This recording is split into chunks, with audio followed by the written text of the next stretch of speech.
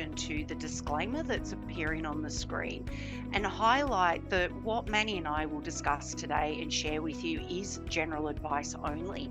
Before making any decisions based on this presentation, you should assess your own circumstances or consult a financial planner. We will be talking through some case studies. So the names of those clients that we have assisted in the past, we have changed their names and some of the details just to protect the privacy of our clients.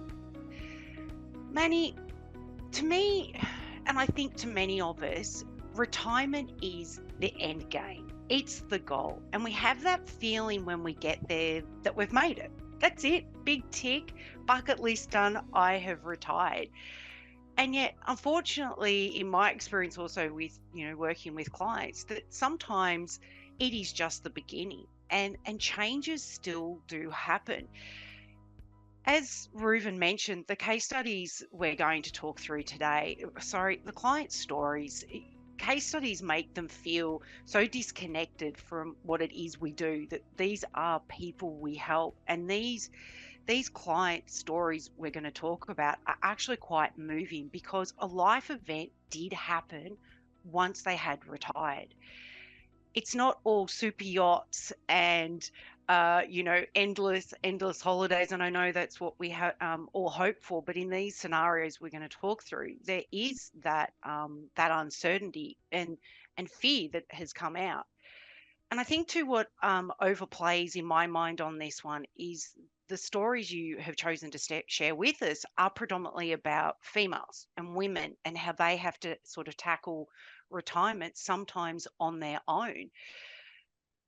Not just from the fact that women do tend to live longer, statistically that has been proven, but also too, in a lot of cases, women don't go into retirement with as much finances behind them. Years out of the workforce from raising children, maybe caring for elderly parents, do leave them vulnerable. And not trying to go off on a tangent here, but we know female homelessness is growing in the over 60s categories. Thankfully, that's not the scenario for these two case studies, and we'll leave that maybe for another day. But I would like just to take you back to two clients you have helped in the past, and we'll start by calling them John and Casey. And obviously, the story does ending with Casey. And the scenario was that they came to you because Casey was preparing for retirement. She needed to sort of help get their affairs in order. They sort of had no plan in place and really didn't know where to start. Can I sort of throw it to you to sort of take me through what was the situation when they both came to you? Sure. Yeah, thanks, Kim. Yeah, when I first spoke to John and Casey, they basically came in to look at if Casey could cease her employment. And it was more about, how they're going to fund their retirement goals and, what their plans were and all those kind of things. So initially it was just about Casey finishing up.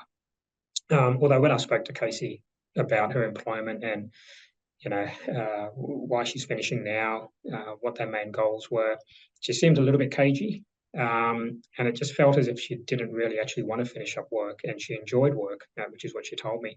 It was at that point that John actually stepped in. John had been retired for quite some time, but John told me that, he has been diagnosed with renal failure, and he'd have to be on dialysis for a period of time. So in fact, Casey was looking to finish work to look after him. So it wasn't something that she wanted to really do, as in finish work. But she's torn because she wanted to obviously look after John and spend time with him as well. So it soon became a different kind of conversation to have with John and Casey. It wasn't the standard, this is how your retirement looks like. It was also about what's going to happen if the worst happened to John, and he Yeah. was understanding of that as well. So that was one of his main goals out of getting advice was, what would happen to Casey? How would she look after herself if anything happened to him? Yeah, and it feels it pulls on the heart because all those years of working so hard and those dreams to retire now feel so clouded by this illness, and we know unfortunately this is quite common. What was their financial position like when they came in to see you? Yeah, you could say their financial position was fairly typical. So each of them had superannuation. They owned their own home, which is a big thing. They didn't have any debt on the home, which was good. They had some savings in the bank account, and they were meeting their living costs based on Casey's income.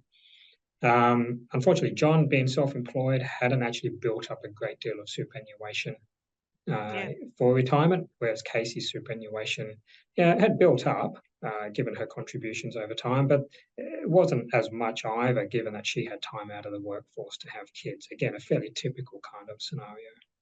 I can see Casey's income was very much, it was just hers that was coming to the family. And that must have been a huge adjustment for them coming down from, those two salaries to one. What what were their dreams though? What were those goals they still had at that point? Yeah, their main goals and objectives largely was about meeting their living costs if Casey was to retire or Hmm. cease work now. And one of her main concerns was that she wasn't of pension age as yet. So how would they actually meet their needs if her income stopped and John's not in good health?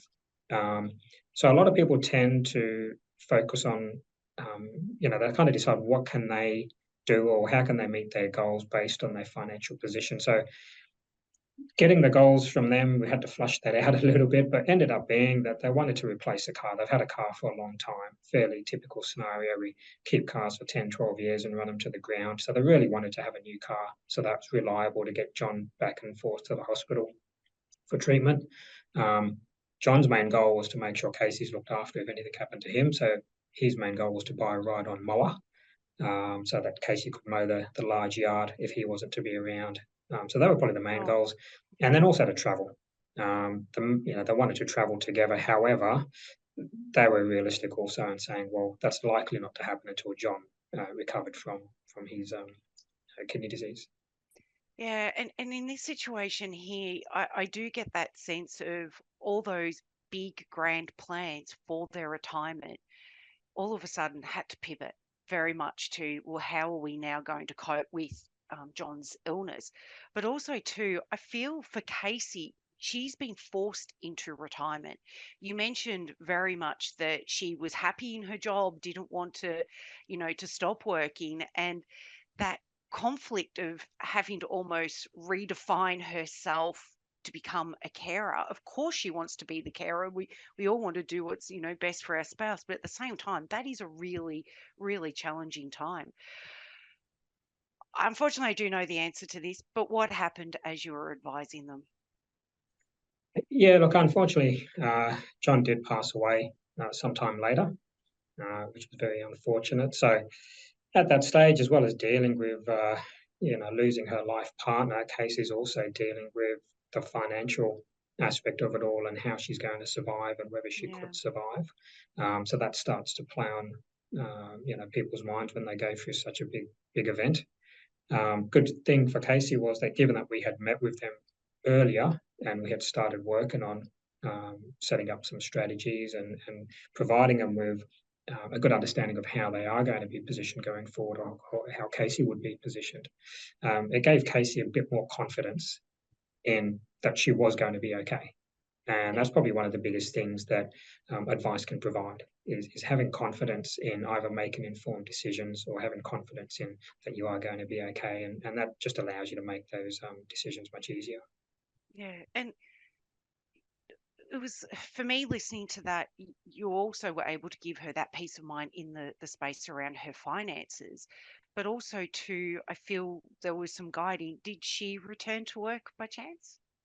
Yeah, that's right. So, when we did sit down with Casey and after a little bit of time had passed after John passed away, we did start talking to Casey about returning to work because it was something she loved. She Yeah. also needed a distraction in some way. And she also, having previously chatted to her for years, was that she enjoyed her work. So it's something she actually missed.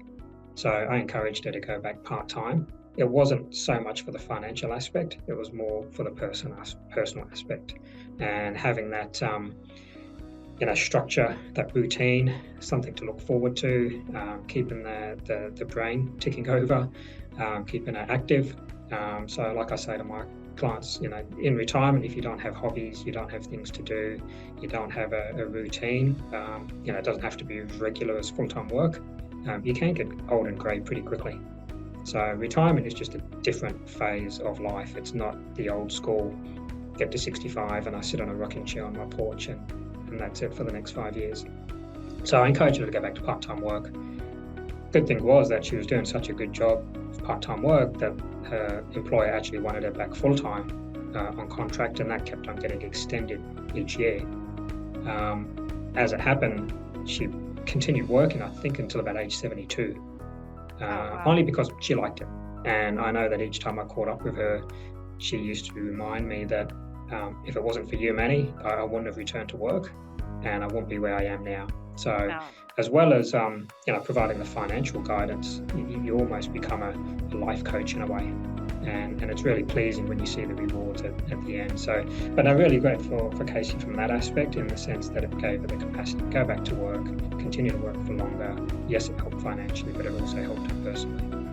And she did have to redefine her life. She's now in a new chapter, and obviously, thankfully for your guidance around her finances, she has that peace of mind that she's now in control of those decisions, whilst